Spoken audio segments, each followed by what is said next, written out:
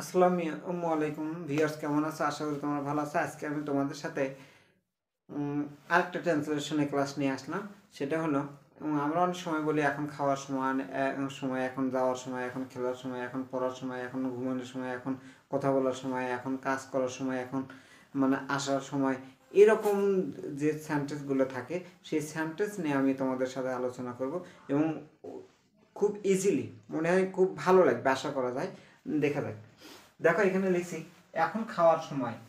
এইরকম বাক্যর যদি দেখো কে খাবে উল্লেখ নেই, there is no symbol of subject, সাবজেক্টের কোনো চিহ্ন নেই। কিন্তু এই বাক্যের মানে সময়টা, সময় জাতীয় শব্দ যদি থাকে তার আগে যদি সাবজেক্ট না থাকে তখন আমরা নিব হলো ইট ইজ। আচ্ছা, কি নেব? ইট ইজ নেব। তাহলে দেখো এখানে কি লিখছি, দেখো এখন খাওয়ার সময়। দেখো এখন এর ইংরেজি হলো নাও। খাওয়ার সময়, সময়ের ইংরেজি হলো টাইম। ভালো করে খেয়াল করতে হবে, সময়ের ইংরেজি টাইম, কিন্তু ব্যক্তি নাই। There is no person in this sentence. এই সেন্টেন্সে কোনো ব্যক্তি নাই। এই সময়ের সাথে একটা সাবজেক্ট লাগে, সেটা হলো ইজ, তারপরে ভার্ব লাগে হলো ইজ, সাহায্যকারী ভার্ব বা মূল ভার্ব যেটা বলো সেটাই। আচ্ছা, আমরা একটা জিনিস মনে রাখবো, বাক্যের মধ্যে মধ্যে ভালো করে বোঝা, বাক্যের মধ্যে যদি র থাকে ক্রিয়ার সাথে, কার সাথে? ক্রিয়ার সাথে, তাহলে সেই ক্ষেত্রে ওই ভার্বের আগে অবশ্যই আমাদের টু যোগ করতে হবে। কি যোগ করতে হবে? টু যোগ করতে হবে। ইট ইজ টাইম টু ইট। আচ্ছা, এখন দেখো এই বাক্যে মূলত ভাব ছিল হলো দুটে। এখন সময় হয়, বাক্যটা এরকম ছিল, এখন সময় হয় খাওয়ার। ভালো করে খেয়াল করে দেখো, বাক্যে কিন্তু ভার্ব এটা একটা, এটা একটা, দুটো ভাব।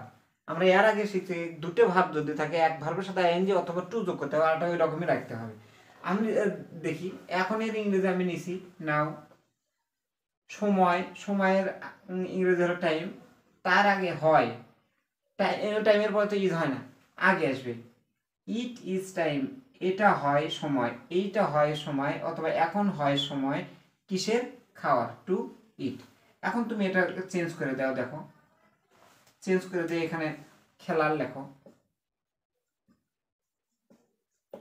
তাহলে it is time to play. তুমি ইচ্ছা মতো চেঞ্জ করে দাও, it is time to sleep. আচ্ছা, এখন it is time to sleep, এটা ঘুমানোর সময়, এটা খাওয়ার সময়, এটা যাওয়ার সময়। তুমি এখানে ভার্ব চেঞ্জ করে দিবা, এখানে ভার্ব ইংরেজিতে চেঞ্জ করে দিবা। এখন এই এই বাক্যর সাথে যদি আরো নতুন কিছু থাকে, দেখো এইবার এই বাক্যটা অন্যরকম আছে। কি রকম আছে? এখন খাওয়ার উপযুক্ত সময়, এখন খাওয়ার উপযুক্ত সময়, আগে ছিল এখন খাওয়ার সময়, কিন্তু সে এই জায়গায় একটা জিনিস বেশি আসছে, সেটা হলো উপযুক্ত। উপযুক্তের ইংরেজি হলো হাই নিতে হবে। কি নিতে হবে? হাই নিতে হবে। আচ্ছা, এখনের ইংরেজি আমরা কি শিখছি? এখনের ইংরেজি হলো নাও। এটা কি আছে? সময় আছে, তার জন্য নিব হলো ইট ইজ। সময়ের আগে কি আছে দেখো তো? উপযুক্ত আছে, ওই জন্য নেব হলো হাই। তারপর কি আছে? খাওয়ার, খাওয়ার সাথে কি আছে? র আছে, ওই জন্য eat. Now it is high time to, sorry time বাদ করছে, now it is high time to eat. এখন তুমি এখানে দেখো ভার্ব চেঞ্জ করে দাও, পড়ার, তাহলে তুমি ভার্ব এখানে ইউজ করা হলো রিড, এখানে লেখা হলো লেখা, তাহলে এই জায়গাতে লেখা হলো রাইট, এই জায়গায় লেখা হলো ঘুমানোর। কি লিখছো? ঘুমানো, তাহলে এই জায়গায় লিখবো হলো স্লিপ, এই জায়গায় লিখবো হলো খেলা, তাহলে এই জায়গায় তুমি লিখবো হলো প্লে। এখন এই জায়গাতে লিখবো হলো যাওয়ার, তাহলে এই জায়গায় লিখবো হলো গো, এই জায়গায় লিখবো হলো থাকা, এই জায়গায় লিখবো হলো স্ট্যান্ড, স্ট্যান্ড মানে থাকা হয়। আচ্ছা, এরকম করে তুমি ভার্ব চেঞ্জ করে দিতে পারবা। এই বাক্যটায় আরেকভাবে করতে পারবে, এখন যাওয়ার সময়, উপযুক্ত সময় তাদের, তাদের জন্য। এই বাক্যটা এরকম করতে পারবা, it is high time to go for them. দেখো তাদের জন্য, এই বাক্যটা তুমি আরো বড় এইরকম বড় করতে পারো। তাদের জন্য, আমার জন্য, তার জন্য, মায়ের জন্য, বাবার জন্য, বন্ধুর জন্য, ছেলের জন্য, মেয়ের জন্য, শিক্ষকের জন্য, ছাত্রছাত্রীদের জন্য, ইচ্ছা মতো তুমি ইয়ে করবো। এই যে জন্যের ইংরেজি কি লিখছে দেখো, ফর। এখানে তাদের প্রিপোজিশনের পরে সর্বদাই প্রোনাউনের অবজেক্টিভ ফর্ম।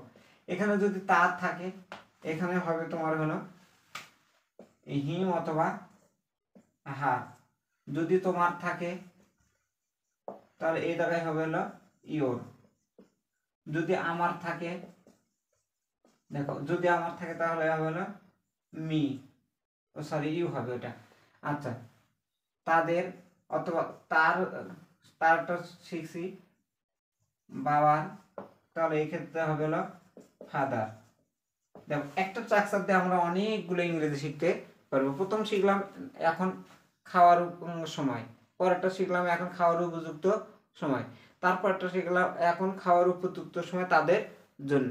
এই রকম করে একটা করে শব্দ ওই ডান পাশে বড় করে দিয়ে আমরা করতে পারবো, কোনো সমস্যা নেই। এই রকম করে যদি আমরা ইংরেজিটা শিখতাম ইজিলি ওয়েতে, তাহলে আমাদের অনেক উপকারে আসতো। পরের কোনো ক্লাসে এই বিষয় নিয়ে আরও সুন্দরভাবে আমি তোমাদের সাথে আলোচনা করব। আর একটা জিনিস তোমাদেরকে আমি বলি, সেটা হলো ইংরেজিটা আসলে কঠিন না। আমরা যদি মানে এরকম করে পড়ি, সময় তার ইংরেজি টাইম, উপযুক্ত এর ইংরেজি হাই, এখন নাও। সময় যদি থাকে তাহলে তার আগে আসে হলে ইট ইজ, তারপর সময়ের ইংরেজি টাইম। খাওয়ার ইংরেজি, খাওয়ার সাথে র আছে, তার মানে টু যোগ হবে অথবা আইএনজি যোগ হবে। আচ্ছা, কার জন্য, জন্যের ইংরেজি ফর, কাদের জন্য, আমাদের জন্য, এটা তো অবজেক্ট বাক্যের শেষে বসে। এই রকম করে যদি আমরা ইংরেজিগুলো পড়তাম বা পড়ি অথবা চেষ্টা করি, তাহলে আমাদের ইংরেজিটা ইজি হয়ে যাবে। আর চোখে যা দেখব সেটা আমরা অ্যাপ্লাই করার চেষ্টা করব। এরকম করে প্রত্যেকটা দিন যদি 20টা করে বাক্য লিখি, আমরা 20টা করে বাক্য যদি আমরা স্পোকেন করতে পারি, স্পিক আউট করতে পারি, তাহলে আমাদের জন্য ইংরেজি শেখাটা অনেক ইজি হয়ে যাবে। আশা করছি এই অ্যাডভাইসটা তোমরা কাজে লাগাবে। পরে কোনো ক্লাসে অন্য বিষয় নিয়ে তোমাদের সাথে আলোচনা করবো। সে পর্যন্ত ভালো থাকো। আল্লাহ হাফিজ।